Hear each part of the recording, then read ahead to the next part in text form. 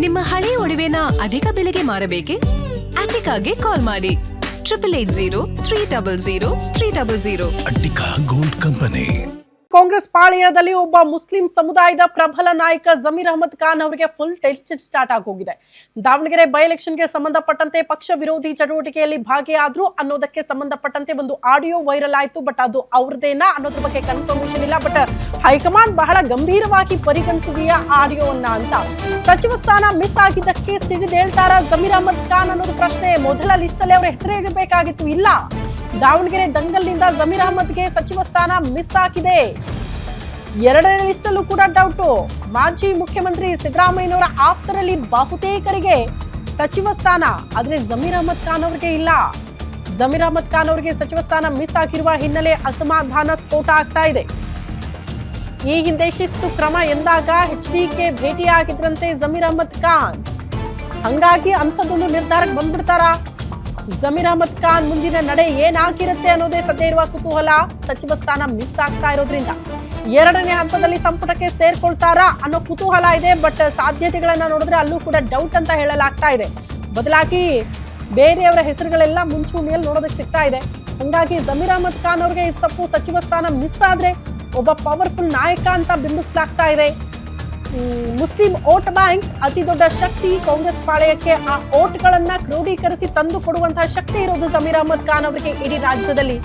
ಅಂತ ಒಬ್ಬ ನಾಯಕನನ್ನ ಸೈಡ್ಲೈನ್ ಮಾಡಿದ್ರೆ ಅದು ಪಕ್ಷಕ್ಕೆ ಡ್ಯಾಮೇಜ್ ಆಗುತ್ತಾ, ಪಕ್ಷಕ್ಕೆ ಅದು ನಷ್ಟ ಆಗುತ್ತಾ?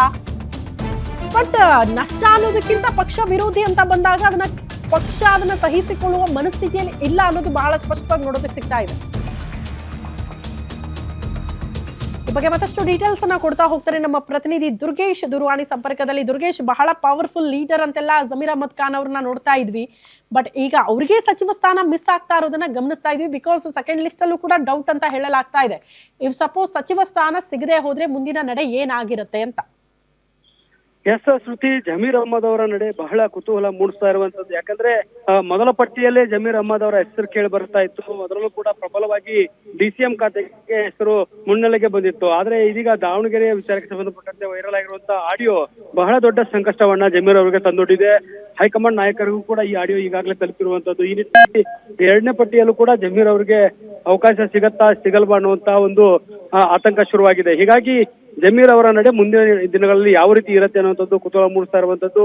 ಒಂದು ವೇಳೆ ಏನು ಸಚಿವ ಸ್ಥಾನ ಸಿಗದೆ ಹೋದ್ರೆ ಯಾವ ರೀತಿ ನಡೆದುಕೊಳ್ತಾರೆ, ಸಚಿವ ಸ್ಥಾನ ಸಿಗದೇ ಇರೋದ್ರಿಂದ ಪಕ್ಷದಲ್ಲಿ ಅಸಮಾಧಾನವನ್ನ ಹೊರ ಹಾಕ್ತಾರ, ಪಕ್ಷವನ್ನ ಬಿಟ್ಟು ಬೇರೆ ಪಕ್ಷಗಳತ್ತ ಮುಖ ಮಾಡ್ತಾರ ಅನ್ನುವಂಥದ್ದು ಕುತೂಹಲ ಇರುವಂತದ್ದು. ಈ ಹಿಂದೆ ಕುಮಾರಸ್ವಾಮಿ ಅವರ ಜೊತೆಗೂ ಕೂಡ ಒಂದು ಸುತ್ತಿನ ಮಾತುಕತೆಯನ್ನ ಜಮೀರ್ ಅಹಮದ್ ಖಾನ್ ನಡೆಸಿರುವಂತದ್ದು. ಇದು ರಾಜ್ಯ ರಾಜಕೀಯದಲ್ಲಿ ಬಹಳ ಸಂಚಲನಕ್ಕೂ ಕೂಡ ಕಾರಣವಾಗಿತ್ತು. ಹೀಗಾಗಿ ಜೆಡಿಎಸ್ ನಿಂದ ಬಂದಿರುವಂತಹ ಜಮೀರ್ ಅಹಮದ್ ಖಾನ್ ಮತ್ತೇನಾದ್ರೂ ಇಲ್ಲಿ ಅಸಮಾಧಾನ ಉಂಟಾಗಿ ಈ ರೀತಿಯ ಒಂದು ಅವರಿಗೆ ಸಚಿವ ಸ್ಥಾನವನ್ನ ಕೊಡದೆ ಅನ್ಯಾಯವನ್ನ ಮಾಡಿದ್ರೆ ವಾಪಸ್ ಜೆಡಿಎಸ್ ಪಕ್ಷಕ್ಕೆ ಸೇರ್ಪಡೆ ಆಗ್ತಾರೆ ಅನ್ನುವಂಥದ್ದು ಕೂಡ ಮಾತಿದೆ. ಹೀಗಾಗಿ ಈಗ ಜೆಡಿಎಸ್ ಕೂಡ ಒಂದು ಸುತ್ತಿನ ಮಾತುಕತೆ ನಡೆಸ್ತಾ ಇದೆ. ಮುಸ್ಲಿಂ ಅಸಮಾಧಾನಿತ ಎಲ್ಲ ಶಾಸಕರನ್ನ ಮತ್ತು ನಾಯಕರನ್ನ ಭೇಟಿಯಾಗುವಂತ ಕೆಲಸವನ್ನು ಕೂಡ ಮಾಡ್ತಾ ಇದೆ. ಜೊತೆಗೆ ದಾವಣಗೆರೆಯಲ್ಲಿ ಆದಂತಹ ಅಸಮಾಧಾನ, ಟಿಕೆಟ್ ತಪ್ಪಿದ್ದಕ್ಕೂ ಕೂಡ ಒಂದಿಷ್ಟು ನಾಯಕರು ಕಾಂಗ್ರೆಸ್ ಪಕ್ಷದ ಮೇಲೆ ಮುನಿಸಿಕೊಂಡಿದ್ದಾರೆ. ಈಗಾಗಲೇ ನಜೀರ್ ಅಹಮದ್ ಮತ್ತು ಅಬ್ದುಲ್ ಜಬ್ಬಾರ್ ಅವರ ಮೇಲೆ ಕೂಡ ಕ್ರಮವನ್ನ ಕೈಗೊಳ್ಳಲಾಗಿದೆ. ಇತ್ತ ಜಮೀರ್ ಅಹಮದ್ ಅವರ ಮೇಲೆ ಈ ರೀತಿಯ ಕ್ರಮವನ್ನ ಕೈಗೊಂಡ್ರೆ ಜಮೀರ್ ಅವರ ನಡೆ ಯಾವ ರೀತಿ ಇರುತ್ತೆ, ಮತ್ತೆ ಮುಂದಿನ ದಿನಗಳಲ್ಲಿ